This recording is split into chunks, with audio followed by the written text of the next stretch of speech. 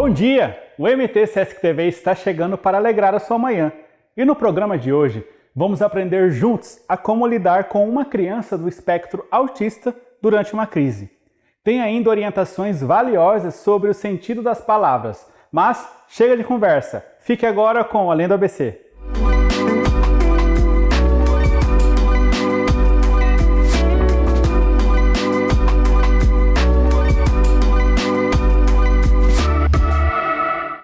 Olá, tudo bem com vocês? Eu sou Alcineia, psicopedagoga da Sesc Escola e vim falar um pouquinho com vocês sobre as crises típicas de autismo. Vamos lá? Então, pessoal, como saber se a criança está em crise ou é birra? Como que a gente pode estar conhecendo? Hoje eu vou citar alguns exemplos e falar, alguns fatos de crianças com crise e birra, né? Primeiramente, vamos manter a calma, né? A gente tem que manter a calma, porque se a gente ficar nervoso, a criança vai ficar nervoso também. Então a gente tem que passar aquela confiança para aquela criança ou para aquele adolescente, né? Quando a criança ela tem uma crise, um desconforto na desorganização, ou seja, a família ela precisa manter um ambiente saudável, né? Ela precisa preparar o máximo e antecipar tudo que vai acontecer naquele dia para aquela criança. Então tem que haver os combinados com ela antes, temos que conversar pausadamente, né, com essa criança antes de sair de casa. E assim ela vai conseguir fazer uma socialização agradável sem nenhuma crise. A primeira coisa que nós precisamos saber é que o autista ele tem muitas dificuldades em lidar com as emoções, né? Ele na hora que quando a pessoa chega perto dele, ele já fica nervoso, ele fica retraído. Então, primeiramente, a gente tem que trabalhar as emoções do autista, né? Tanto as boas quanto as ruins, independente, a gente tem que trabalhar isso aí, porque pode ser que ele comece com uma birra, né, e aí depois vire uma crise. E já chegou casos, pessoal, de a criança ter convulsões de tanta crise, né, que ela vai tendo. E aí as pessoas não entendem, acham que é birra e não é uma crise. E pode dar até convulsões. Tudo bem até aí? Beleza. O segundo passo, o que a gente tem que fazer? Precisa fazer, gente? Sempre chegar devagar, conversar pausadamente, usar frases curtas, né? O autista, ele não consegue chegar e já ir falando várias... Oi, tudo bem? Como que você tá? O que você comeu hoje? O que você estudou hoje? Então ele não vai entender. Ele vai confundir mais ainda a cabecinha dele. Então, usar frases curtas. Eu posso dar um exemplo aqui para vocês. Oi, como foi na aula? Você estudou? O que você fez? Então, assim, bem pausadamente e perguntas curtas, frases curtas, com que ele consiga entender e desenvolver a fala, né? Expressar a emoção dele. Tem alguns autistas, hoje a gente não vai chegar nesses fatores, né? Da receptividade deles. Tem uns autistas que não é muito receptivo, mas porque não foi trabalhado o desenvolvimento dele ainda, mas todos eles são receptivos sim. Então assim, nesse caso e alguns que não consegue, né, é não verbal ou alguns que já é verbal, ele consegue transmitir. Os que é não verbal, ele pode transmitir a linguagem dele por imagem, porque o autista ele é bastante visual.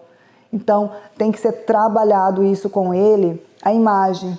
Se ele está com sede, ele vai mostrar para você, né? Vai apontar a geladeira, ele vai ter uns cartãozinhos de água, ele vai falar que é água, ou ele pode puxar você também, avisando você, né, que ele está pedindo a água, ou algum objeto que ele está precisando. E antes de qualquer coisa, pessoal, a gente precisa respeitar a criança. Respeitar luzes, sons. O som ele pode desordenar a cabecinha dele, o barulho, e aí acabar dando uma crise também, né? Ele vai colocar a mãozinha nas orelhas, nos ouvidos e vai começar a dar crise também. Então a gente também tem que respeitar isso aí do autismo, tudo bem? E aí, né, nós temos os fatores, que é o sensório motor, que é o emocional, muita informação chegar nele, igual eu falei, dando muita informação para ele, vai dar crise nele. E os eventos, né, os eventos. O que a gente tem que fazer com o autista? Antecipar tudo que vai fazer com ele. Nada de sair de casa sem antecipar o que vai acontecer. Combinar com ele, ter rotina, e aí ele vai começar a se socializar maravilhosamente. Ele vai começar a interar com todo mundo. E aí a gente pode estar desenvolvendo várias atividades ao longo do tempo com essas crianças. Tudo bem, gente? Um abraço, um beijo. Qualquer coisa, estamos aí. Oi, pessoal, tudo bem com vocês? Espero que sim. Sejam bem-vindos a mais um Além do ABC e vamos juntos adquirir mais conhecimento. Vamos falar hoje sobre sinais de pontuação, os sinais básicos de pontuação e como eles podem interferir na ideia de uma frase. Vamos lá?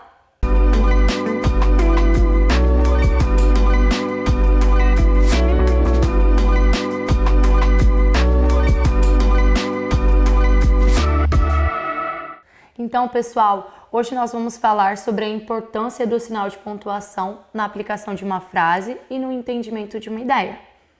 O primeiro sinal de pontuação que nós vamos falar é o de exclamação. Esse sinal de pontuação, ele é utilizado no final de uma frase para transmitir a ideia de espanto, de susto, de medo e de afirmação de uma ideia. O próximo sinal de pontuação que nós vamos ver é o sinal de interrogação, como a própria palavra diz. Esse sinal ele interroga, ele é utilizado para fazer perguntas. O próximo sinal de pontuação é a vírgula. A vírgula ela é utilizada para fazer pausas na frase ou no texto. Ele também é utilizado para separar termos. Por exemplo, quando nós temos palavras do mesmo campo semântico. Por exemplo, frutas. Quando eu vou falar, a professora gosta de banana, vírgula, maçã, vírgula, melancia, vírgula, melão. Ponto final. Eu separei vários termos, várias frutas, através da utilização da vírgula. E o último sinal de pontuação que nós vamos ver é o ponto final, um dos mais utilizados. O ponto final ele é utilizado numa frase ou num texto para finalizar uma ideia. Então vamos lá? Vamos aplicar a pontuação em uma mesma frase e identificar a ideia, a mensagem que queremos transmitir nas duas frases. Vamos ver como elas se modificam. Primeira frase, utilizando pontuações diferentes, é a seguinte: não queremos saber, ponto final. E aí, utilizando a vírgula nessa mesma frase. Não, vírgula, queremos saber. Então, nós temos uma frase com duas ideias, com duas mensagens diferentes, utilizando a pontuação, a vírgula na segunda frase. A segunda frase é a seguinte: não, vírgula, te amo. A mesma frase sem a vírgula. Não te amo. Ponto final. Nós também temos aqui a transmissão de duas ideias diferentes com uma pontuação diferente também, né? Nós temos a vírgula aí para nos auxiliar na ideia. Conseguiram identificar a ideia de cada uma das frases? Não, te amo e não, vírgula, te amo. Vamos aplicar em outra frase. Olha esse exemplo. Vamos perder, vírgula, nada foi resolvido. Ponto final. A ideia é de perda. Se a gente alterar a vírgula, vamos ver como modifica também a ideia. Vamos perder nada, vírgula, foi resolvido. Nessa segunda frase, o sentido é de que não há perda, né? Tudo foi resolvido. E aí, pessoal, conseguiram entender a importância dos sinais de pontuação, principalmente para transmitir uma ideia? Nós vamos ficando por aqui e até o próximo Além do ABC, com muito mais conhecimento para você. Tchau! Agora que você já sabe como identificar o sentido das palavras, nós vamos para o intervalo comercial, mas já já a gente volta.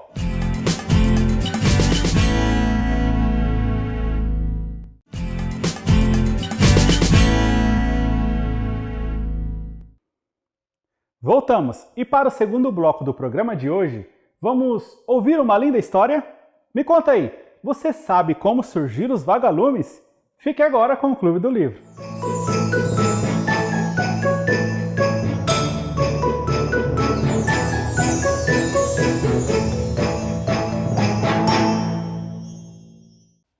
Olá, eu sou Elisângela Rezende e hoje eu trouxe a história para vocês Como Surgiram os Vagalumes, de Stella Barbieri e Fernando Vilela, da editora Scipione.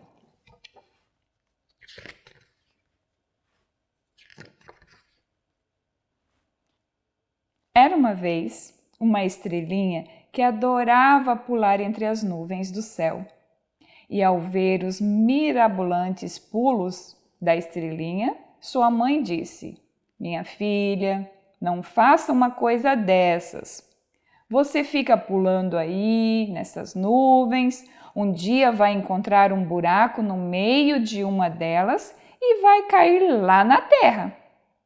Aí eu quero ver você voltar." Ouvindo as palavras de sua mãe, a estrelinha pensou com seus botões: "Realmente, minha mãe tem toda a razão, mas eu vou dar um último pulinho, um pulinho mais esperto." Então a estrelinha olhou todas as nuvens do céu e escolheu a mais fofa de todas e deu um impulso bem forte e pulou. Quando ela voltou, dito e feito, tinha um buraco no meio daquela nuvem e ela foi caindo, caindo para a terra. Caiu estatelada na terra, ao lado de uma floresta. A pobre estrelinha ficou lá embaixo chorando, enquanto sua mãe do alto do céu dizia: "Minha filha, eu avisei você. E agora, o que vamos fazer?" E a estrelinha gritava: "Mamãe, me ajuda!" A mamãe estrela juntou todas as cordas celestiais disponíveis, jogou para baixo, mas ainda ficava muito longe. Chamou as outras estrelas, pediu conselhos, gritou, esbravejou, rezou, chorou. De nada adiantou. Não havia solução para ajudar a filha. Aquele era um dia de inverno e os animais da floresta estavam com muito frio. Quando eles viram aquela luz intensa produzida pela estrelinha, acharam que fosse uma grande fogueira. O elefante foi o primeiro a se aproximar da estrela, com aquele seu corpo elefantoso, dizendo: "Ai, que maravilha! Uma fogueira para eu me esquentar." "Eu não sou uma fogueira, eu sou uma estrela celestial." Sem graça, o elefante disse: "Desculpe-me, mas o lugar de estrela celestial, para mim, é lá no céu." "O que você está fazendo aqui?" A estrela contou a ele toda a sua história, como foi parar ali na terra. Falou da sua mãe, da nuvem, do buraco e tudo mais. O elefante ficou com muita pena e teve uma grande ideia. Vou te ajudar. Você agarra na minha tromba, eu vou correr, rodar a tromba bem forte e lançar você para o alto do céu. Então você vai poder voltar para perto da sua mãe. E foi isso que eles fizeram.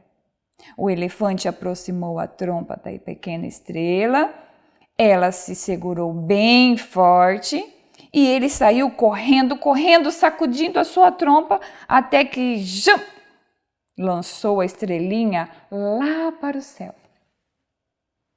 Acontece que o elefante estava meio fraco aquele dia.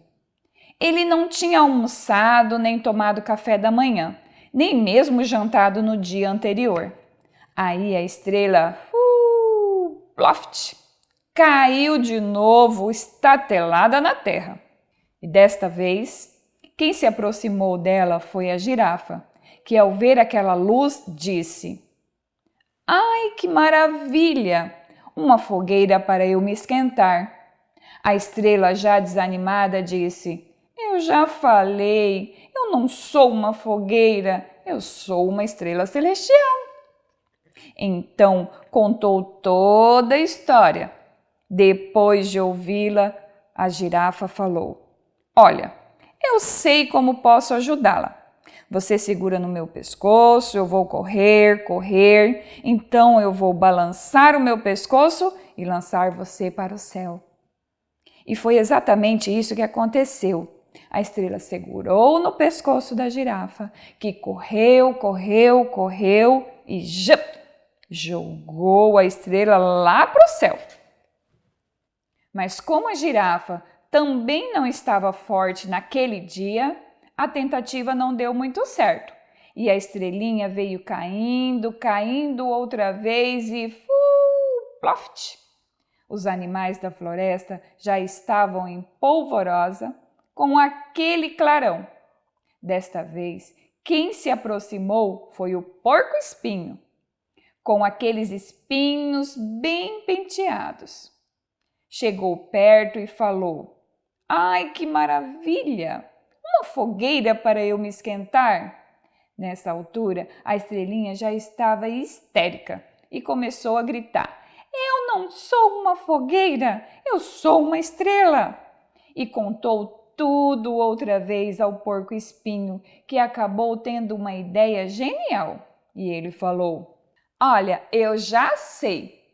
Você sobe em cima de mim e eu, como sou um lançador de espinhos excepcional, vou te lançar nos meus espinhos de voltas para o céu." "Mas os seus espinhos não vão me machucar?" perguntou a estrelinha preocupada. Não se preocupe. Você pode subir, suba com cuidado, que não vai acontecer nada," respondeu o porco-espinho. Ressabiada, a estrela subiu no porco-espinho. Ele começou a correr e lançou os espinhos lá para o céu. Mas a verdade é que os espinhos de um porco-espinho não vão tão longe assim. E a estrelinha de novo, ploft! Desta vez, quem veio correndo em direção à estrela foi um touro, fazendo uma fumaceira. Quando chegou bufando perto da estrela, ele falou: que calor gostoso dessa fogueira." E a estrelinha, que naquele momento já estava muito desanimada, disse: "Olha aqui, seu touro, eu não sou uma fogueira, coisa nenhuma. Eu sou uma estrela." Ela então lhe contou toda a história, dessa vez mais resumida, porque já estava cansada de repetir a mesma coisa tantas vezes. O touro ficou com pena da pobre estrelinha e queria ajudá-la de qualquer jeito e falou: "Você sabe, não é qualquer um que tem os chifres como os meus. Eles são muito úteis. Eu posso vir correndo e com uma chifrada eu faço você voar lá para o céu." de volta para sua casa. Você vai ver agora, vai dar certo.